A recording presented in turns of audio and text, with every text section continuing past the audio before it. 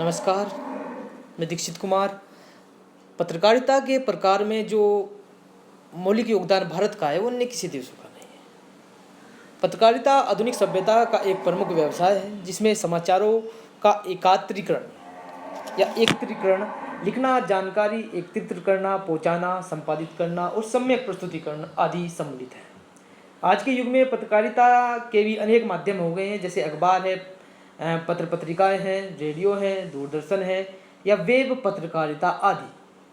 बदलते वक्त के साथ बाजारवाद और पत्रकारिता के अंतर संबंधों ने पत्रकारिता की विषय वस्तु तथा प्रस्तुत शैली में व्यापक परिवर्तन किया है। बात करें प्रकार की तो पत्रकारिता के कई प्रकार है। खोजी पत्रकारिता है, खेल पत्रकारिता है, महिला पत्रकारिता है, बाल पत्रकारिता है जो आधुनिक है, मतलब जो चल रही है, बाल पत्रकारिता है, आर्थिक पत्रकारिता है। पत्रकारिता के अन्य रूप भी हो सकते हैं। पत्रकारिता शब्द अंग्रेजी के जर्नलिज्म का हिंदी रूपांतरण है। शब्दार्थ की दृष्टि से जर्नलिज्म शब्द जर्नल से बना है, जिसका अर्थ है दैनिक, जो दैनिक अर्थात जिसमें दैनिक कार्यों व सरकारी बैठकों का विवरण हो। कैसा दैनिक है? जिसमें दैनिक कार्यों व सरकारी बैठकों का विवरण। आज जर्नल शब्द मैगजीन का घोतक हो चला है, यानी दैनिक समाचार, पत्र पत्रिकाएं, दूसरे प्रकाशन, अन्य किसी भी विशिष्ट क्षेत्र का समाचार चाहिए। पत्रकारिता लोकतंत्र का अविभाज्य अंग भी है। प्रतिपल परिवर्तित होने वाले जीवन और जगत का दर्शन पत्रकारिता द्वारा ही संभव है। परिस्थितियों का अध्ययन, चिंतन, मनन और आत्म अभिव्यक्ति की प्रवृत्ति और दूसरों का कल्याण अर्थात लोक मंगल की भावना ने ही पत्रकारिता को जन्म दिया है। न 15-20 किलो का ट्राइपॉड कैमरा और ना ही 3G मशीन या ओबीम वैन, बस एक मोबाइल और हल्का किलो भर का ट्राइपॉड। जहां मन वहां ताना लाइव शुरू। एक समय था जब टीवी पत्रकारिता मतलब बड़ा तामझाम था, लेकिन अब एक ही शख्स मोबाइल कैमरे से शूट भी करता है और रिपोर्टिंग भी। लाइव टेलीकास्ट में भी वे मोबाइल फ़ोन से का ही प्रयोग हो रहा है। तकनीकी विकास ने टीवी पत्रकारिता का सिर्फ कायापलट ही नहीं किया, नाम भी बदल दिया है। एक नए युग की पत्रकारिता को अब मोजो के नाम से जाना जाता है। मोजो माने मोबाइल जर्नलिज्म, मोबाइल पत्रकारिता। लागत भी टीवी की किट के मुकाबले बेहद कम है। इसका सबसे बड़ा फायदा ब्रेकिंग न्यूज़ की परिस्थितियों में है, जहाँ पर सीधे प्रसारण के लिए कैमरे और ओबी वैन ले जाने में दिक्कत होती है, वहाँ मोजो किट आसानी से सबसे पहले तस्वीर दर्शकों के पास पहुँचा सकती है। 70 का दशक था जब टीवी पत्रकारिता की शुरुआत हुई। उस समय पत्रकार, कैमरामैन, साउंड रिकॉर्डर और सहायक मतलब 4 लोगों की टीम हुआ करती थी। यूमैटिक कैमरा हुआ करता था, बिना रिकॉर्डर के आप यानी रिकॉर्ड अलग ही रहता था। टेप में एक किताब के आकार का हुआ करता था, लेकिन उसमें रिकॉर्डिंग 10 या 20 मिनट ही कर सकते थे। बाजार में तब सोनी कंपनी का बोलबाला था। सोनी कंपनी ने ही बेहद बाद में बीटामैक्स फॉर्मेट लाया, जो उस दौर में एडवांस माना जाता था। बीटामैक्स टेप का आकार यूमैटिक से थोड़ा छोटा होता था, जबकि रिकॉर्डिंग के लिए ज़्यादा जगह थी। यह फॉर्मेट कई वर्षों तक चला, लेकिन बीटा कैमरा न आते ही बीटामैक्स की जगह ले ली, क्योंकि इनमें रिकॉर्ड कैमरे के साथ ही लगा, जो रिकॉर्डर लगा रहता था वो कैमरे के साथ था। मतलब रिकॉर्डर के अलग से पकड़ने की ज़रूरत नहीं थी, रिकॉर्डर को अलग से पकड़ने की ज़रूरत नहीं थी बिल्कुल भी। और ऑपरेटिंग सिस्टम में भी आसान था। लेकिन इसमें टीम में एक से अधिक आदमी को नौकरी बनाई, क्योंकि अब अलग से साउंड रिकॉर्ड की ज़रूरत नहीं थी। तकनीकी के इस युग में समय के साथ तेज़ी से परिवर्तन हो रहा था। जल्दी डिजिटल कैमरा बाजार में आ गए। सोनी, पैनासोनिक और JVGS कंपनियों ने आगे बढ़ाने का होड़ में बहुत से छोटे मोटे कैमरे बनाने लगे। मिनी टीवी के रूप में भी इन्होंने कैमरा बना हुआ था। इन छोटे कैमरों को बाजार में हलचल मचा दी। आकार में छोटे, लेकिन शूटिंग समय और पिक्चर क्वालिटी में कहीं बेहतर। साथ में रंगीन व्यू फाइंडर भी है। 4 लोगों की टीम ने अब घटकर 2 को ही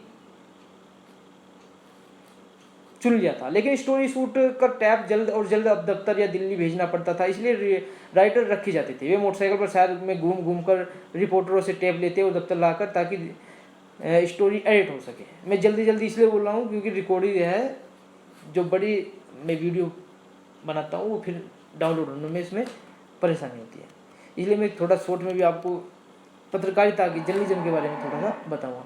भारत के 77 भारतीय मजदूर श्रीलंका में भुवल स्टील में काम कर रहे थे, लेकिन प्रोडक्शन में कमी की वजह से उनका वेतन रुक गया था। हालत ये हो गई कि वो खाने के लिए मोहताज हो गए और भारत वापस आने के लिए टिकट के पैसे भी नहीं थे। सोशल मीडिया के जरिए उन्होंने लाचारी की जानकारी मिलते ही मैंने उनसे मोबाइल से संपर्क किया। मैं एक पत्रकार की बात कर रहा हूँ। उन्होंने अपने दर्द शूट करके व्हाट्सअप करने को कहा। उन्होंने वीडियो को बाइट बनाकर भेजा। कुछ समय पर जांच पड़ताल और कंपनी के मालिक ने प्रतिक्रिया के साथ बेखबर बनाई। चैनल खबर ली और विदेश मंत्रालय ने तुरंत उस पर दखल दे दिया। ये आज की पत्रकारिता है।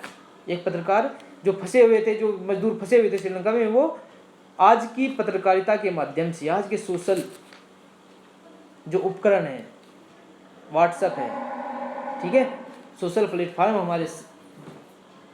हमारे सामने आ गए हैं। इसमें जर्नलिज्म को और अधिक ऊंचा बना दिया है। तो अमेरिका में क्या हो रहा है, श्रीलंका में क्या है, उनका टेम्परेचर क्या है, वो पल पल की खबर हम आपके द्वारा पहुंचा रहे हैं। किसके द्वारा पहुंचाएं? जो नए संचार के माध्यम है, जो नए सोशल प्लेटफॉर्म हमारे सामने, जैसे व्हाट्सएप है, ट्विटर है। पत्रकारिता की विशेषताओं के बारे में अगर हम बात करें तो सामाजिक सरोकारों व सार्वजनिक हित से जुड़कर पत्रकारिता सार्थक बनती है। सामाजिक सरोकारों को व्यवस्था की दहलीज तक पहुंचाने और प्रशासन की जनहितकारी नीतियों तथा योजनाओं को समाज के सबसे निचले तबके तक ले जाने के दायित्व का निर्वहन ही सार्थक पत्रकारिता है। पत्रकारिता लोकतंत्र का चौथा स्तंभ भी कहा जाता है। पत्रकारिता ने लोकतंत्र में यह महत्वपूर्ण स्थान अपने आप हासिल नहीं किया, बल्कि सामाजिक सरोकारों के प्रति पत्रकारिता के दायित्व को महत्व को देखते हुए समाज ने दर्जा दे दिया है। कोई भी लोकतंत्र तभी सशक्त मजबूत होता है जब पत्रकारिता सामाजिक सरोकारों के प्रति अपनी सार्थक भूमिका निभाती रहे। सार्थक पत्रकारिता का उद्देश्य यह होना चाहिए कि वह प्रशासन और समाज के बीच एक महत्वपूर्ण कड़ी की भूमिका अपनाए।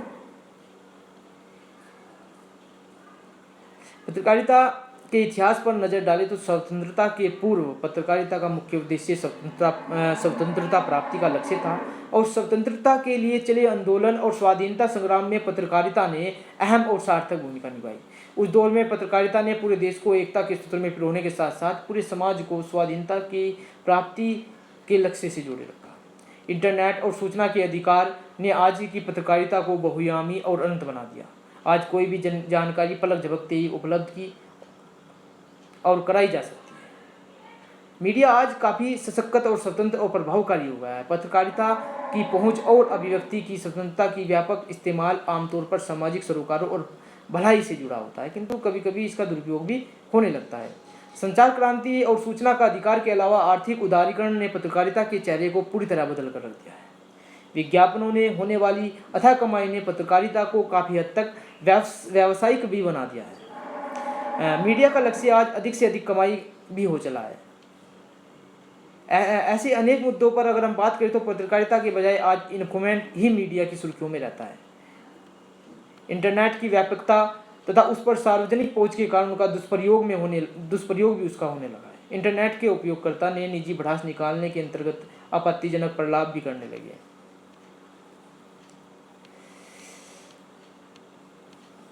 पत्रकारिता के प्रमुख रूप भी है, प्रकार भी है, जो मैंने पहले आपको बताई। खोजी पत्रकारिता है। मनुष्य स्वभाव से जिज्ञासु रहा है। बात करें खोजी पत्रकारिता की तो मनुष्य स्वभाव से ही जिज्ञासु रहा है।